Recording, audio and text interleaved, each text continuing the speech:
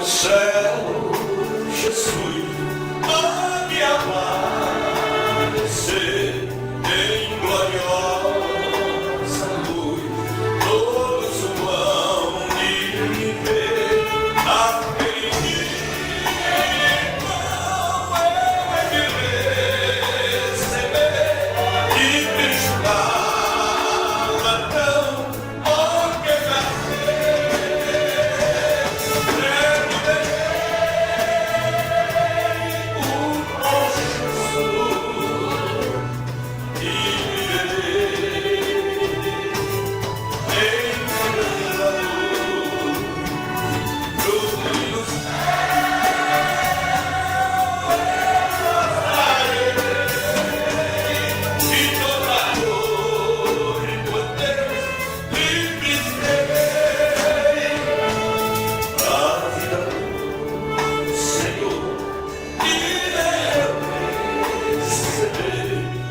seu eterno amor, depois me trazer e meu Jesus foi na marcha e celeste e luz e deu a você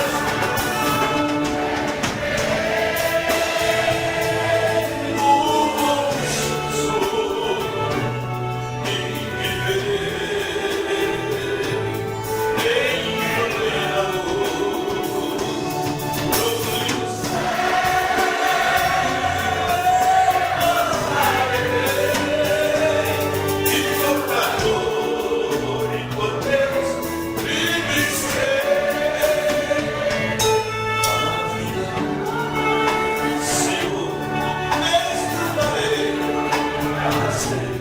Quando meu Salvador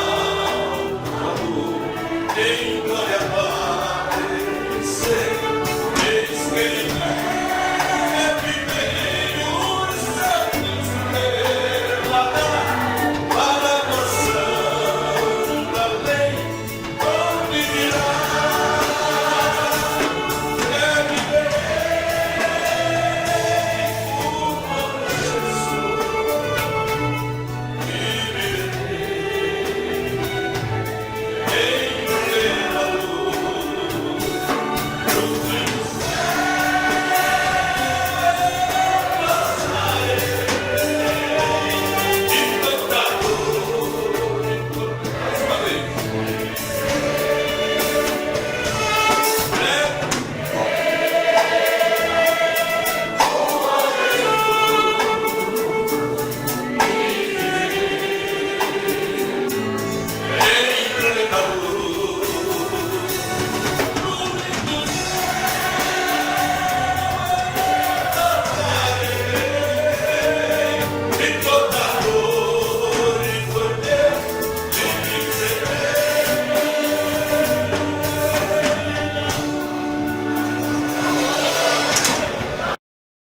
Depois vai ser apresentado o pastor Luiz Palmeira do Zinho. Pastor. Meus amados irmãos, a paz do Senhor. Amém. Graças a Deus por estarmos nesta noite, poder celebrar a Deus nesta santa ceia. Gostaria de com os irmãos ler o Salmo 22, Salmo do Messias. O Messias sofre, mas triunfa. Salmo 22. Deus meu, por que me desamparaste? Por que te alongas nas palavras do meu bramido e não me auxilias? Versículo 2, a igreja. Deus meu, eu clamo de dia e tu não me ouves, de noite e não tenho sossego.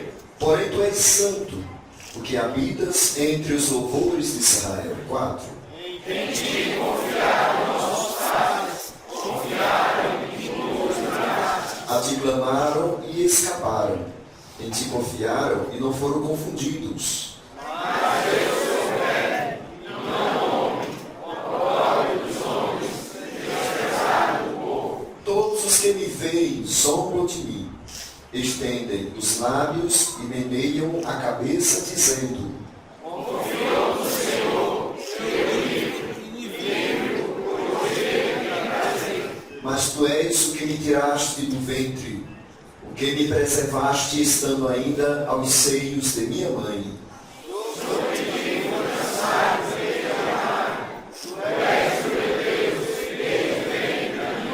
Não te alongues de mim, pois a angústia está perto e não há quem ajude.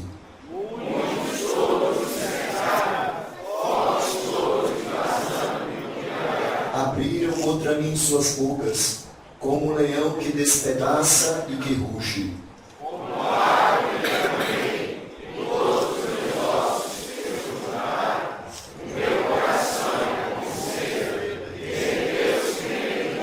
A minha força se secou como um caco, e a língua se me pega ao paladar, e me puseste no pó da morte.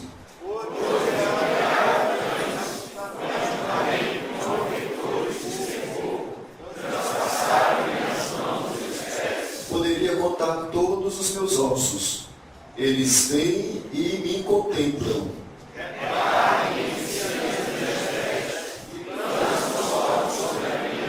Mas tu, Senhor, não te alongues de mim. Força minha, apressa-te em socorrer-me. 20. Livra-me a alma da espada, e a minha predileta da força do cão. Quem diz amém? Amém. Meus amados e queridos, vamos orar com o pastor Francisco. Pastor Francisco. A igreja na paz do Senhor Jesus. Amém. Aproveitar e agradecer as orações da igreja em favor da minha esposa. Ela está bem, sempre para não ver a cirurgia. Soberano Deus e eterno Pai, te glorificamos, te exaltamos e agradecemos por esta oportunidade de estarmos na tua casa mais uma vez. Senhor, continue falando conosco neste lugar, em nome de Jesus. Amém. Poder sentar, querido.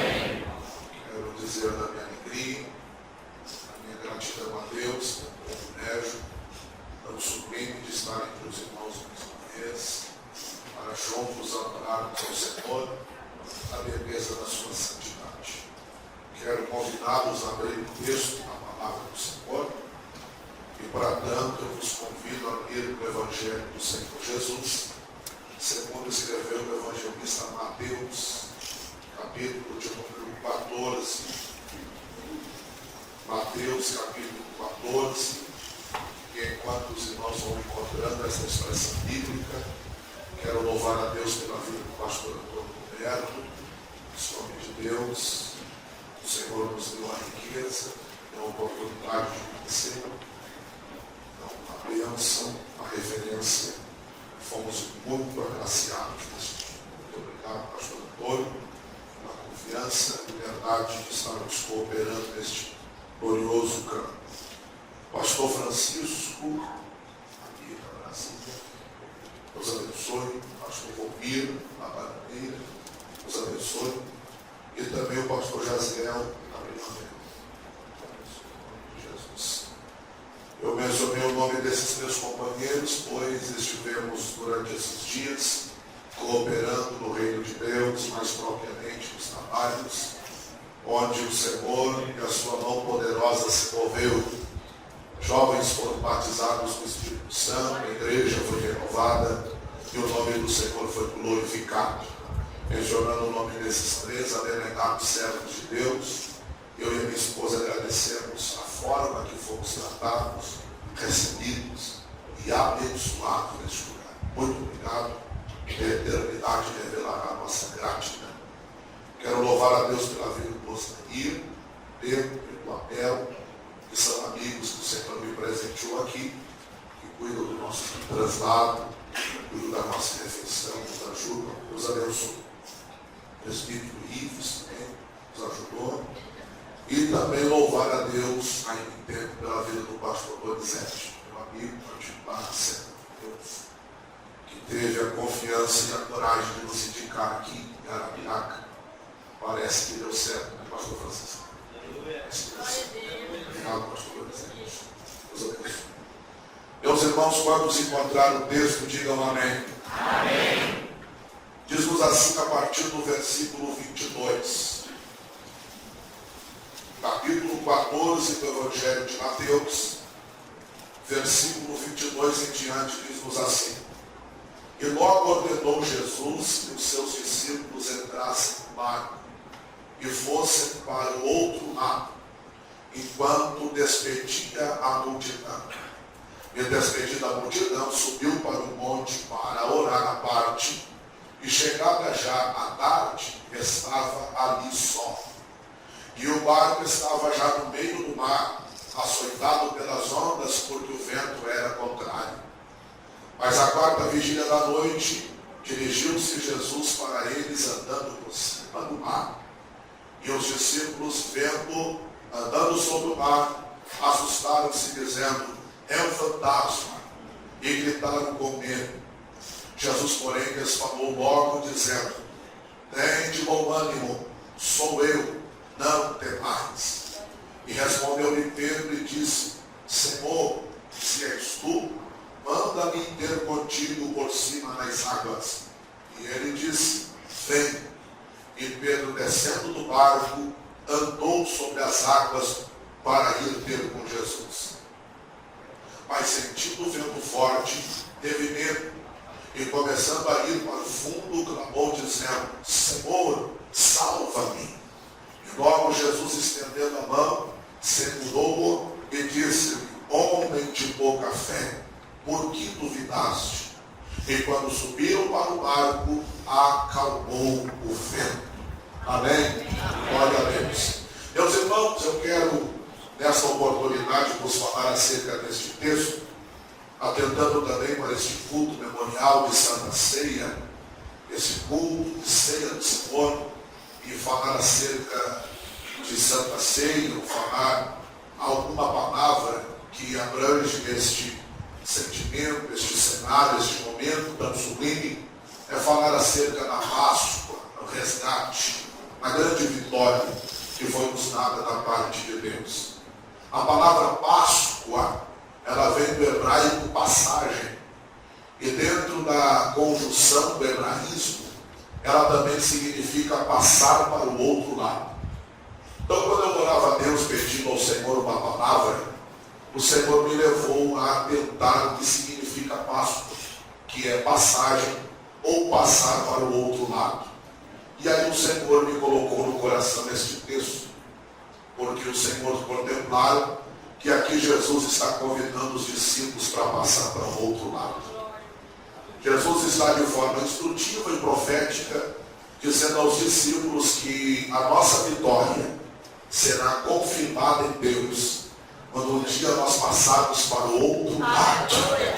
Glória, o nome do Senhor será glorificado na nossa vida. Agora, enquanto aqui na terra, Jesus se utilizou de alguns cenários. E esses cenários e episódios foram de forma doutrinária e instrutiva na vida dos discípulos.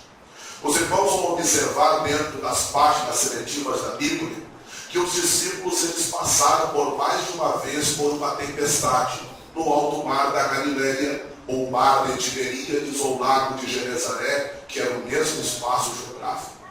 É interessante que Jesus vai utilizar a tempestade, que para nós soa como algo negativo, como uma ferramenta de ajuste na vida dos discípulos.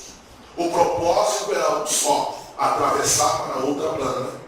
Por mais de uma vez, o convite convidativo de Jesus aos discípulos foi este: atravessem para o outro lado.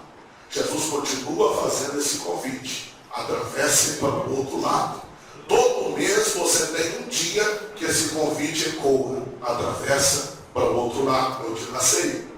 Só que quando Jesus convida para atravessar o outro lado, nós fazemos um paralelo de uma tempestade para outra tempestade, porque nesse mesmo livro nós podemos ter a referência das duas tempestades que os discípulos enfrentaram. Pelo menos são as duas registradas na Bíblia, que é no capítulo 8 de Mateus e no capítulo 22, no capítulo 14, versículos 22 em diante, que nós lemos e tomamos por base. Vai existir diferença entre a primeira tempestade que os discípulos enfrentaram e a segunda tempestade. Na primeira tempestade que os discípulos enfrentaram, a Bíblia diz que Jesus convida os discípulos para atravessarem juntos para outro lado. Jesus vai entrar na embarcação e logo após os discípulos vão lhe acompanhar, ou seja, vai haver a prova cabal e ocular de que eles estão seguindo Jesus, porque Jesus está entrando no barco primeiro e logo após os seus discípulos. Já na segunda tempestade, a Bíblia Sagrada diz que Jesus ordena. Já o texto que fala da segunda tempestade em Marcos diz que Jesus obriga que os seus discípulos entrem na embarcação e atravessem para o outro lado, enquanto ele despede a multidão, sobe para o monte para orar, e depois ele se encontraria com seus discípulos do outro lado. Qual é a diferença da primeira tempestade e a segunda? É que na primeira, nós estamos diante da dispensação da lei, onde havia necessidade, o povo tinha carência disso, de que alguém fosse referência indo na frente deles. É por isso que quando Moisés sobe para o monte e fica por algum período lá em cima, o povo teve a necessidade de fabricar um bezerro de ouro. E eles alegaram de que eles precisavam de que uma referência fosse na frente. Eles precisavam de uma prova ocular de que alguém poderoso ia na frente. Por isso que o Antigo Testamento, a Antiga Aliança, foi marcado disso, de profetas, de reis, de sacerdotes, que fossem na frente do povo, liderando o povo, juízes que fossem na frente do povo. Agora, na segunda tempestade, Jesus está manifestando a característica da graça, quando ele diz assim: eu não vou na frente, vocês têm que ir com a certeza de que a minha graça, a minha presença está junto com vocês.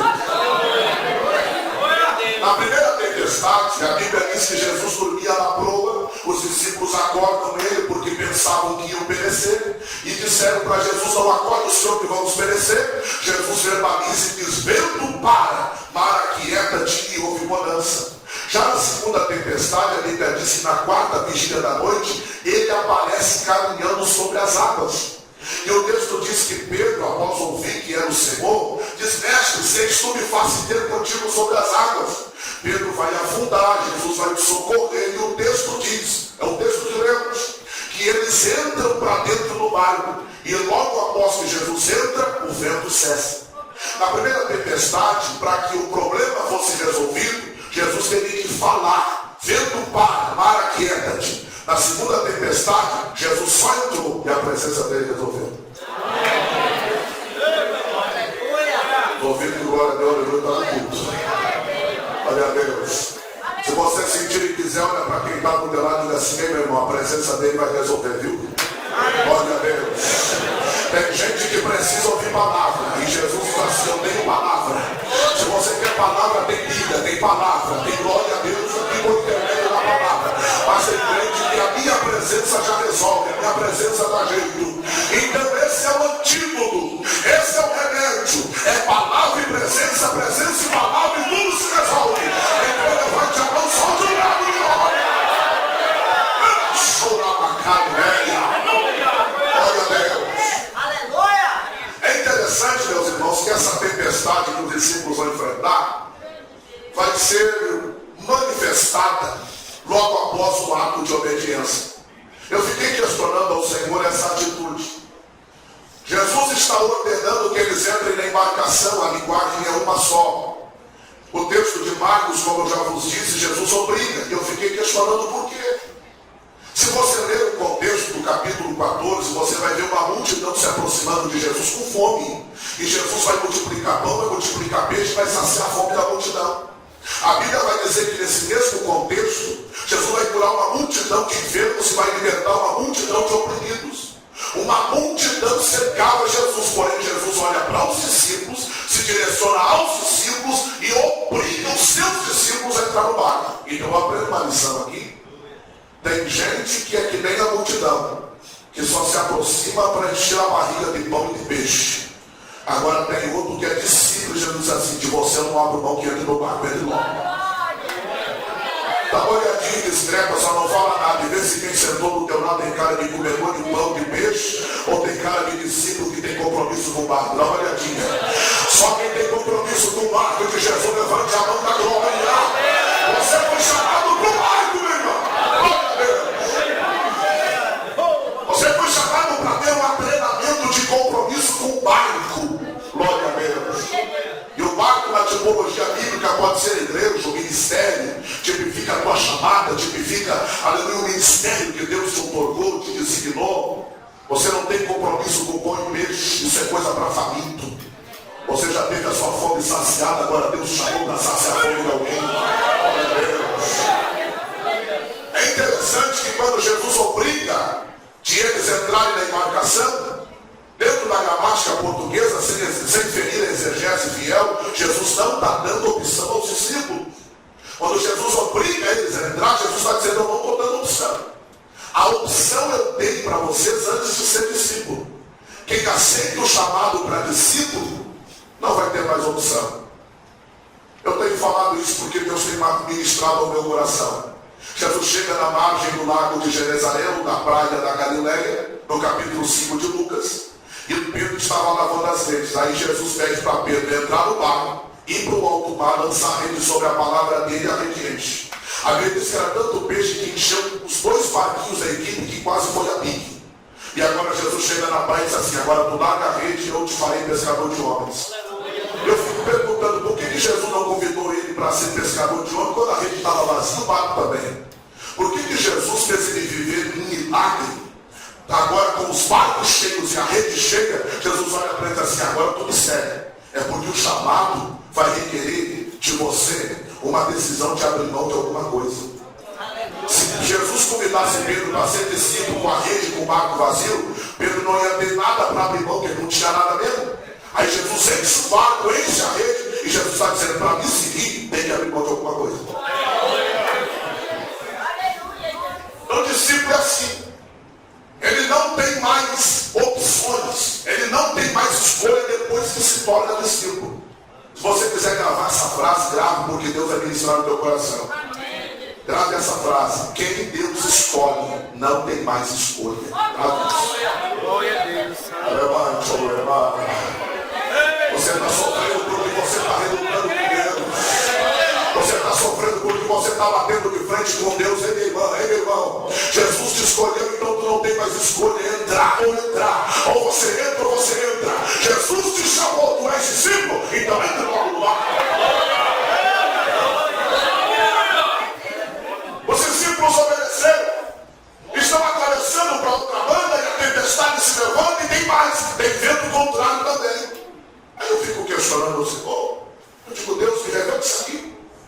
Eles estão em pleno exercício de obediência à ordem imperativa e direta de Jesus, e a tempestade está se levantando. Então, quem obedece a Deus na íntegra ou se esforça para tanto, não estará imune a passar por tempestades na vida. Você pode ser um crente canela de fogo, um crente firme com Deus, um crente de pé, um crente fiel, toma ceia toda vez, vem no culto de doutrina, dá um dízimo, onde é ofertante, é abençoado. Você pode ser um camarada obediente, mas você não está imune à tempestade, não. Até porque eu vou dizer porque ela existe na tua vida. Primeiro, ela existe para mostrar para você o que você tem que você achou que não tinha. Segundo, a tempestade existe para provar para você que você pode o que você achou que não podia. Tem glória a Deus, eu estou ouvindo glória a Deus. A tempestade ela vai ser um divisor de águas no ministério dos discípulos aqui no capítulo 14, eu vou falar para vocês. A Bíblia diz, meus irmãos, que Jesus, enquanto eles atravessam para outra banda, ele vai orar à parte, porque há uma necessidade disso. Quando ele sai da oração à parte, a Bíblia diz que ele olha para os quadrantes e entende. Rapaz, eu estou sozinho aqui. O texto diz. Ele vai orar à parte, e daqui a pouco ele vê e percebe que está só. Esse orar à parte aqui é interessante, por quê? Porque tem muita gente que fala mais fora do quarto do que dentro do quarto. Vou falar de novo. Tem gente que fala mais fora do quarto do que dentro do quarto. Jesus disse que quando vocês forem orar, não imitem esses fariseus hipócritas por aí que vão nas praças e começam a gritar: Abraão, de Isaac, de Jacó. Vai para o quarto, fecha a porta, olha a Deus em secreto. O Deus em secreto de hoje vai te recompensar. Glória a Deus. Então tem muita gente que não tem esse momento à parte. Jesus ele sempre nos deu essa referência, esse ensinamento. Você lembra quando ele convida 3 discípulos para ir para o monte, para orar? A Bíblia diz que mesmo ele convidando os 3 para ir junto, quando chegou no monte, ele disse: fica aí, eu vou para o meu canto à parte. Quando ele voltava, ele percebia que estavam dormindo, aí ele chamava a atenção. Você não consegue vigiar uma hora, você quer dormir? Aí voltava a orar à parte. Porque quem quer prosperar tem que ter esse momento à parte. Sabe por que aquela viagem que você programou não saiu? Porque você fala mais fora do quarto do que no quarto. Sabe por que aquele carro que você queria comprar não comprou? Porque você fala mais fora do quarto do que no quarto. Sabe por que aquela casa que você queria comprar você não conseguiu comprar? Tinha tudo para comprar e não comprou? Você fala mais fora do quarto do que no quarto. O que é falar fora do quarto do que no quarto? Falar fora do quarto é contar para os outros que você não conta nem para Deus. Falar fora do quarto é compartilhar com alguém que você não compartilha nem com Deus. Tem gente que tem mais intimidade com os homens e menos intimidade com Deus. Então vá para o quarto, tenha momentos à parte e você crescerá na presença de Deus.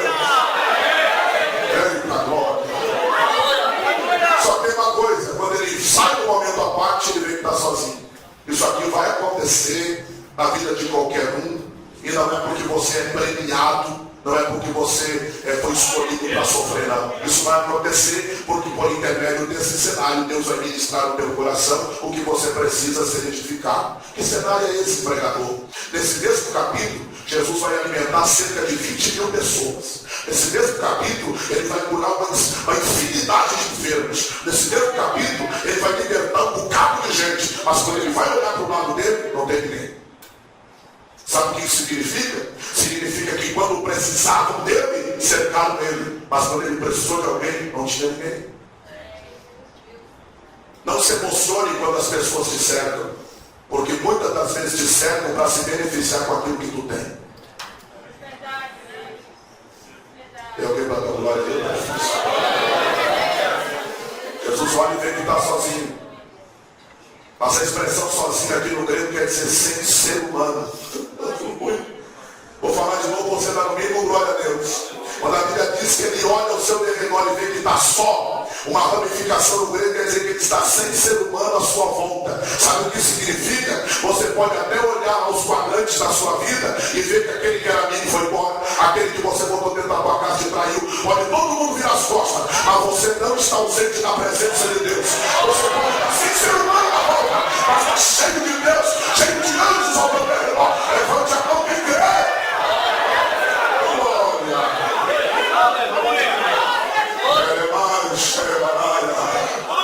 Glória a Deus. O texto diz assim, ó, que o barco estava já no meio do mar, açoitado pelas ondas, porque o vento era contrário. Deixa eu falar desse vento contrário aqui. porque ele parece ser um vilão na vida de muita gente. Você já ouviu? E quem sabe até mesmo você pronunciou. E parece que já foi adotado pelo vocabulário dos crentes. Irmão, como é que você está? O camarada está na prova, está na dificuldade, diz, irmão, estou no vento. Falar de vento contrário, falar de vento de qualquer espécie, é falar da característica da luta que está passando. Você nunca vai ouvir alguém dizer vento para coisa boa. Você vai sempre ouvir as pessoas falarem vento para coisas ruins. Só que eu vou dizer para você que esse vento aqui não é tão ruim assim. Tem glória a Deus, tio. Eu vou mostrar para você. Isso aqui é uma regra de psicologia. O psicólogo usa muito isso nas suas terapias, nas suas sessões. Isso aqui é um remédio para muita gente. Como assim remédio de terapia psicológica? Eu vou provar para você por quê. Porque muitas das vezes você dramatiza e você dá um teor de negatividade para aquilo que te ajuda. Vou dar um exemplo para você. Você tem um sogro lá, uma sogra, que nem eu tive. Meu sogro, quando eu comecei a orar pela minha esposa hoje, ele disse que você tem que orar 4 anos para casar. Ela é filha única. E a igreja do meu sogro, a igreja que nós congregávamos, é uma igreja arrochada na doutrina dos usos costumes, não podia namorar. Aí eu achava que ele pegava no meu pé, eu achava que ele estava fazendo isso para me arrebentar, para acabar comigo. Não, pô, camarada, não quer que eu namore a filha dele, que eu beijo na mão, que eu beijo, que eu abraço, que eu sinto o cheiro, que eu sinto a química. Aí depois que Deus começou a ministrar no meu coração, e começou a me abençoar, Deus está dizendo para mim, eu estou te abençoando por causa daquele cara aqui. Eu sou. O que ele te ajudou a permanecer santo e fiel na minha presença. Às vezes tem pessoas na sua vida que são ferramentas de Deus para ajustar você, para modelar você, para trabalhar em você. E você fica bravo com essas pessoas, você fica com raiva dessas pessoas. Mas é Deus usando alguma coisa que você não gosta para ajudar você. E se eu disser para você que o vento contrário é teu melhor amigo, você não sabia? Me prova na Bíblia, prova.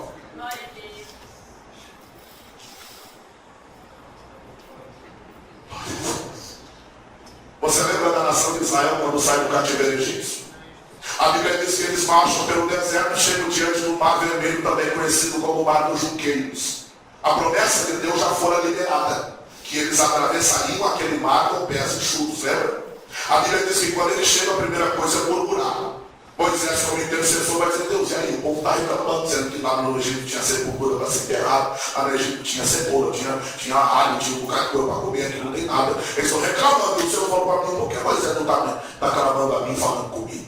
Ordena esse povo que marcha. Ordena esse povo para marchar. Eu já não prometi? Você já não estou de posse da minha promessa? Então o milagre é barato demais, é só marchar.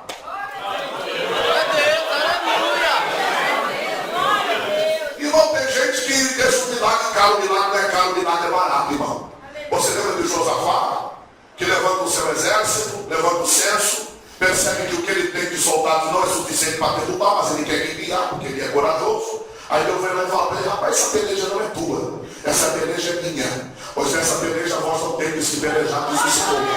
Aí Josafá diz assim, se nós não vamos precisar pelejar, o que nós vamos fazer para derrotar os inimigos? Levanta de manhã bem cedo e bota eles para marchar e cantar e cantar.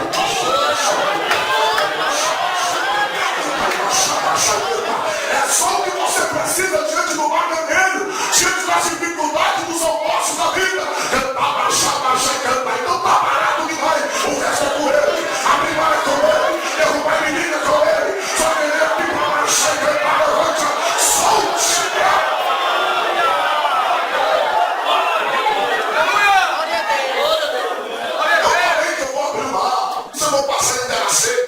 E a Bíblia diz que eles começam a marchar. E agora o vento oriental da banda do deserto começa a soprar. E o texto diz, sopra a noite toda. Deus faz a promessa. Agora o tempo para cumprir a promessa é com ele. Então não fica tranquilo. Fica desesperado, não fica querendo pedir carro para ir embora. Não queira colocar as roupas numa sacola para sair onde Deus te colocou. Fica no posto, fica na posição. Ele já fez a promessa. E o tempo é dele, não é dele. A noite toda sopra o vento. E o Deus sabe exatamente o vento que tu precisa. Vento oriental da banda do deserto. Sabe qual é o nome dele? Vento siroco. Esse vento é um vento quente, desprovido de umidade. caloroso, muito quente. Quando ele soprava no deserto e as caravanas estavam peregrinando, havia necessidade de colocar tecidos, panos em torno de si, porque esse vento, quando passava, rasgava o rosto, queimava o rosto. O vento oriental da banda do deserto, por nome Sirou. Deus é tão Deus que ele começa a soprar o vento do deserto para abrir o mar. Eles estão do lado do mar. O mar está na sua frente, o vento começa a soprar de lá para cá. Então o vento é como? O vento é como? Você fica bravo com ele, ele está abrindo o mar para você. E tem mais, ele além de abrir o mar para você passar, ele está secando a terra, ele não tem umidade, ele é um vento seco, quente, ele está secando a terra, porque a promessa é passar com os pés enxutos. Por que Deus fez a promessa que o povo passaria no meio do mar e não embarraria os pés? Porque crente não anda com o pé embarrado. Pergunta para mim por quê? Você não quer saber, eu também não vou falar. Pergunta por quê? Porque crente que tem pé embarrado, aonde ele passa, ele deixa rastro para os outros limpar. Aonde ele passa, ele deixa mau testemunho. Aonde ele passa, ele deixa o exemplo de mau caráter. Mas crente que passa um mar vermelho com o pé enxuto, aonde ele passa, deixa o perfume de Deus. Levanta a mão que crê, você não se trata de pé embarrado, irmão. Eita, vento contrário. Deixa eu te falar outra coisa do vento contrário que você não sabia. Você sabia que as embarcações dos romanos que faziam grandes viagens, que demoravam dias para chegar em casa, por vez e outra no mar, eles eram agraciados com um vento que soprava, e esse vento soprava de tal forma que acelerava a chegada deles em casa. Como os romanos tinham o costume de dar nome para tudo que viam, eles deram um nome para esse vento que ajudava eles a chegarem mais rápido em casa. Todos querem chegar mais rápido em casa. E eles deram um nome chamado de oportunos, que transliterado para o português quer dizer oportunidade. Dá glória a Deus antes de eu falar isso. Por que, pregador? Porque esse vento contrário que está soprando contra a tua vida é uma oportunidade que Deus está dando para você receber uma grande vitória, um grande milagre. Você não está entendendo porque esse vento está soprando, mas Deus está dizendo que no meio desse vento está existindo uma oportunidade de Deus na tua vida. Só se você receber essa palavra, Deus está gerando uma oportunidade nesse vento. Glória a Deus. Glória a Deus. O texto que faz referência desse cenário, Marcos diz que Jesus, a quarta vigília da noite, avista de longe e vê os seus discípulos remando. Vê os seus discípulos remando. Não obstante a Bíblia não dar referência do início do vento contrário e da tempestade, alguns historiadores arriscam, como William Hendrickson, como Nando Boyer, eles arriscam dizer que a tempestade ela começou desde o momento que eles entraram. Desde o momento que eles começaram a travessia, a tempestade começou. Só que Jesus está olhando para eles e a quarta vigília da noite. E eles estão ainda É isso que Deus quer. Aleluia, Jesus. Deus quer que você não meça esforços para chegar no outro lado. Ceia do Senhor, Páscoa, chegar no outro lado. Pode soprar vento, pode ter tempestade, mas Deus quer que você permaneça remando. Teu marido pode não ser crente, o teu filho pode estar afastado na fé, as coisas podem não estar contribuindo favoravelmente como você esperava, mas Deus quer olhar para você e ver você remando.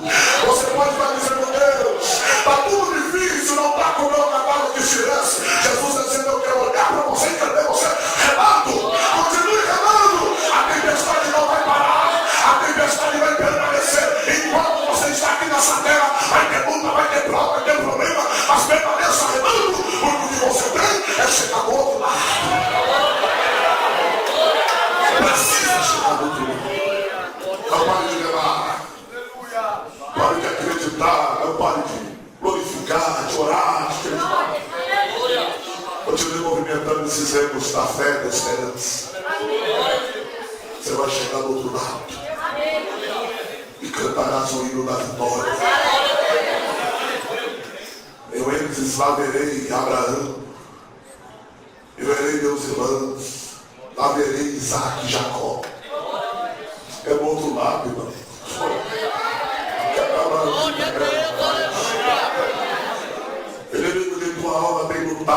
fervorosamente contra ti para você não chegar do outro lado.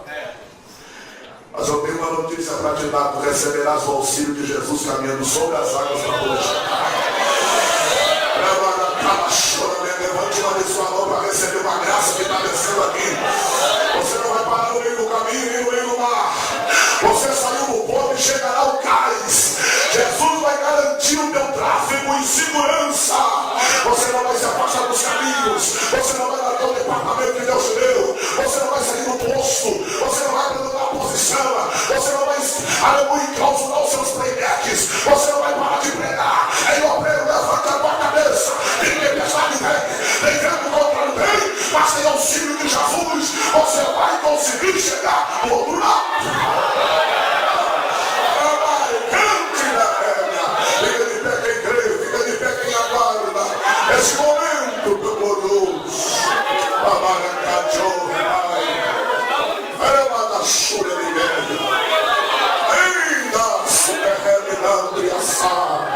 Você vai chegar, meu irmão. Os pais pescadores ensinavam o ofício da pesca para os filhos e contavam uma história para eles, uma lenda.